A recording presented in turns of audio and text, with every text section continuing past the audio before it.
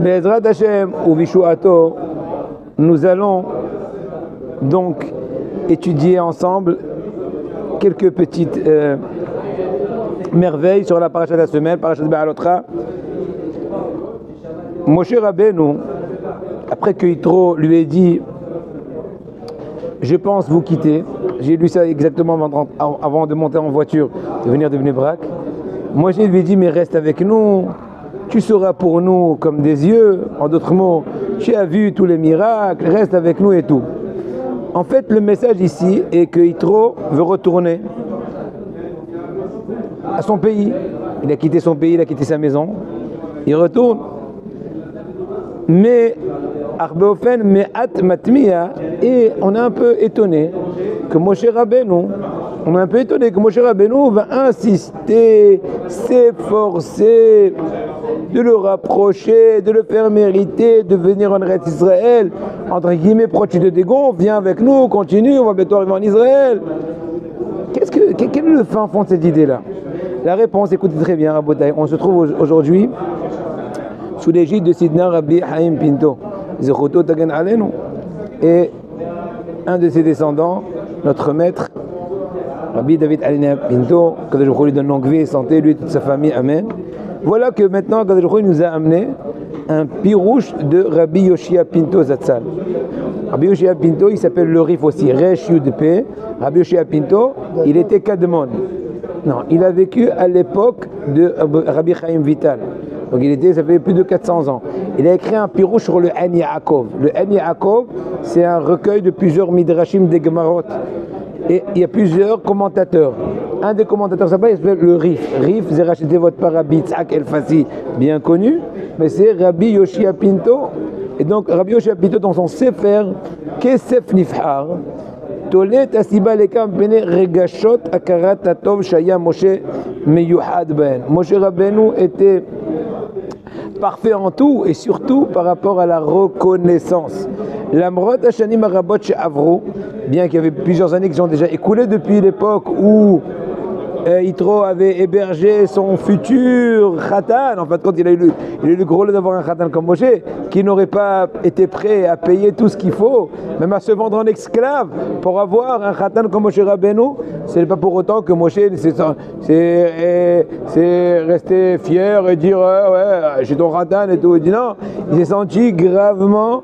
Ça retourne d'ailleurs avec l'histoire d'hier, dans le shiur qu'on a dit hier, avec l'importance de la reconnaissance, et la réaction naturelle de reconnaissance qu'on se sent soumis, esclave à celui qui t'a fait du bien.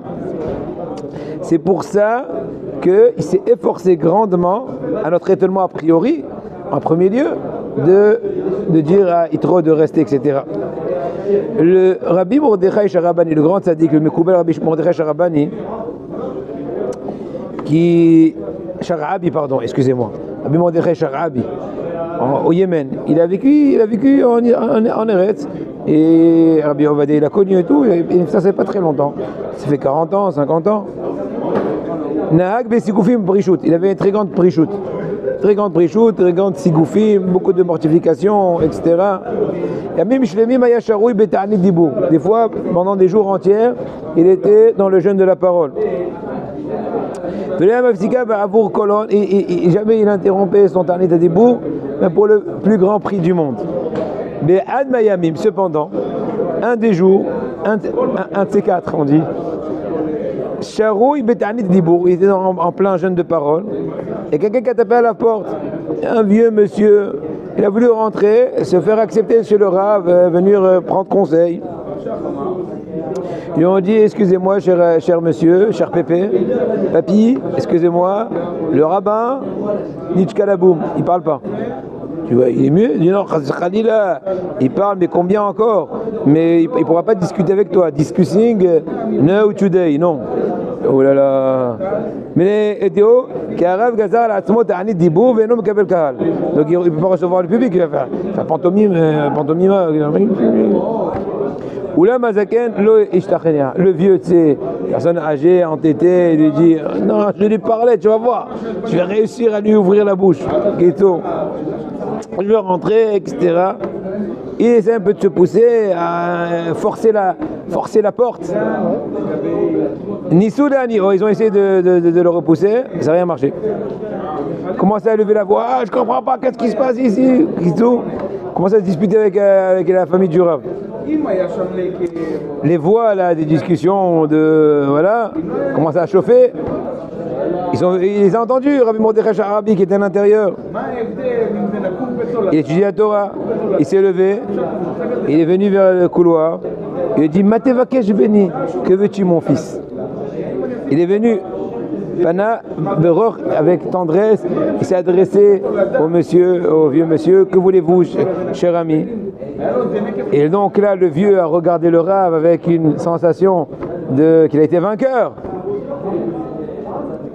Au Parat Bekashtel Arabe, il a dit, je vais vous expliquer c'est quoi ma demande. Je veux une bracha pour Zera Shekayama, pour un tel et sa femme. Imaginons un petit-fils à lui. Le Rav, il a fait une bracha extraordinaire.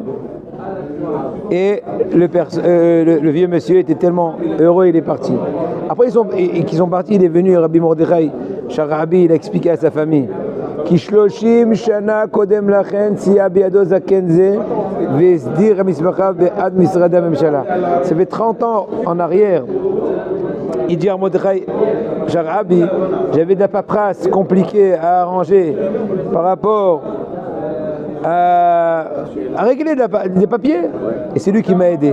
Donc je me suis senti redevable, peu importe que j'ai rompu mon habitude, mon jeûne de la parole, pourvu ne pas être un instant ingrat.